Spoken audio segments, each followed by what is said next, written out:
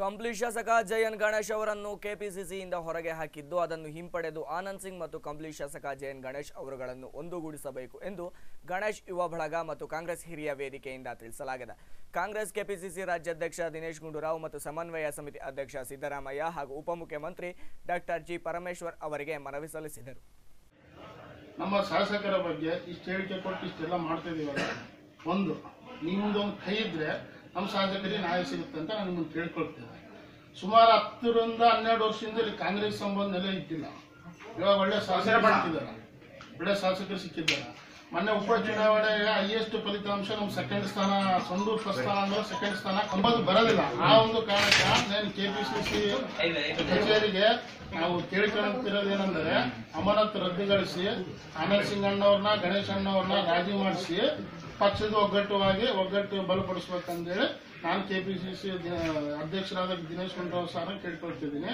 ಹಾಗೂ ಸನ್ಮಾನ ಸಿದ್ದರಾಮಯ್ಯ ಸರ್ ಅವರಿಗೆ ಕೇಳ್ಕೊಂತಿದ್ದೀನಿ. ಆಮೇಲೆ ಸನ್ಮಾನ ಉಪಮುಖ್ಯಮಂತ್ರಿಗಳಾದ ಪರಮೇಶ್ವರ್ ಸರ್ ಅವರಿಗೂ ಕೇಳ್ಕೊಂತಿದ್ದೀನಿ.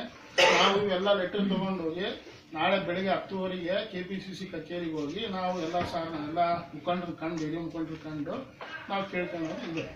ಫಸ್ಟ್ ಆಫ್ ಆಲ್ ಈ ಪಕ್ಷದ ನೆಕ್ಸ್ಟ್ ಬರೋ ಚುನಾವಣೆ ಎಲ್ಲ ಹೋಗ್ತಾರೆ. ಆದ ಕಾರಣ ಕೇಳ್ಕೊಂತಿರೋದು ನಿಮ್ಮನ್ನ ಇಷ್ಟ ಅಂತ ಮನವಿ ಮಾಡ್ತೀವಿ. ವೈಯಕ್ತಿಕವಾಗಿ ನಮ್ಮ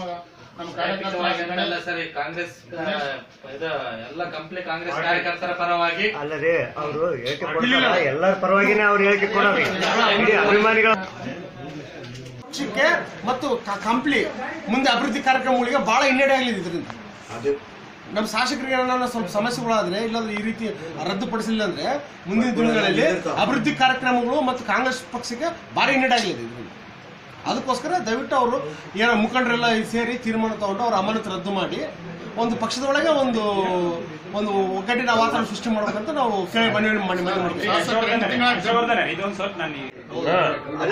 ಇರಬಾರ್ದು. ಯಾಕಂತ ಕೇಳ್ರಿ, ನೀವು ಅಭಿಮಾನಿಗಳ ಬಳಗ ಅಂದ್ರೆ ಸೀಮಿತ ಆಗ್ತದೆ. ಪಕ್ಷ ಅಂದ್ರೆ ನೀವು ಏನ್ ತಗೊಂಬಂದಿರಲ್ಲ ಬ್ಯಾನರ್ ಜೊತೆಗೆ ಪಕ್ಷದ ಇನ್ನೊಂದು ಹಿರಿಯ ಕಾಂಗ್ರೆಸ್ಸಿಗರ ಒಕ್ಕೂಟ ಅಂತೇಳಿ ಮಾಡಿಸಿದ್ದೀನಿ. ಎಲ್ಲರೂ ಕಾರ್ಯಕರ್ತರು ಬಂದು ಅಭಿಮಾನ ಬಳಗ ಬಂದಿದೆ. ಅಭಿಮಾನ ಬಳಗ ಒಂದು ಹಿರಿಯ ಕಾಂಗ್ರೆಸ್ಸಿಗರ ಒಕ್ಕೂಟ ಅಂತ ಹೇಳಿ ಒಂದು ಗಿರಸ್ಕಾತ್ ಕೊಡ್ತೀನಿ.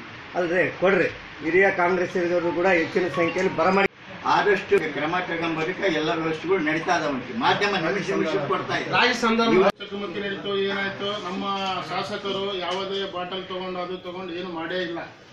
ಬಟ್ ಅದು ಪ್ರತ್ಯೇಕದಾಕ್ಷಿ ನೋಡಿದರೂ ಇಲ್ಲ. ಬಟ್ ಹೂವಾಪಗಳಿಂದ ಬಾಟ್ಲಿ ತಂದು ನೋಡಿದಾರ, ಗನ್ ಕೇಳಿದಾರ, ಅವೆಲ್ಲ ಸುಳ್ಳು. ನಾವು ನಮ್ಮ ಗಣೇಶನ ಬಳಗದಿಂದ ನಾವು ಹೇಳ್ತಾ ಇರೋದು.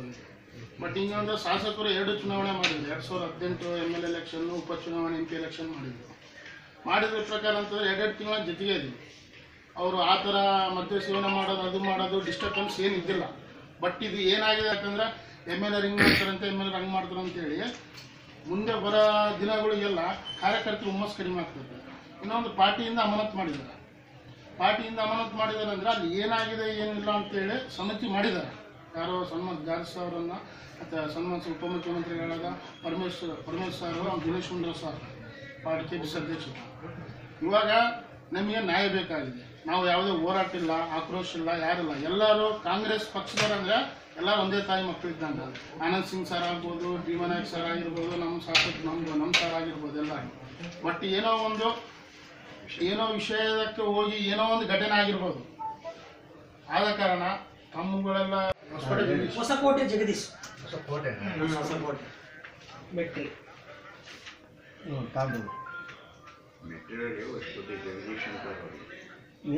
ನಿನ್ನೆ ಒಂದು ಚೀಟಿ ಕೊಟ್ಟು ನೋಡಿ, ಅದು ಸ್ವಲ್ಪ ನೋಡ್ರಿ.